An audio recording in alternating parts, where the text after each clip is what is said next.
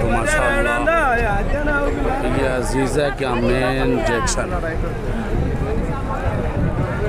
जो इस वक्त हाजियों से पूरा लबालब देख सकते हैं। जहाँ भी आप देखेंगे माशाअल्लाह हाजी मौजूद है और हाजियों की कतार पूरा अजीज़िया भरा हुआ है। हर तरफ जो है ऐसा लगता है कि मेला लगा हुआ है।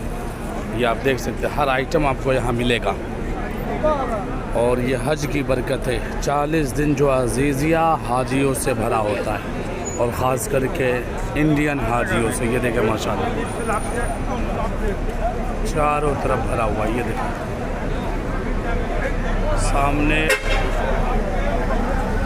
जामिया महफूज मस्जिद देखें माशाअल्लाह।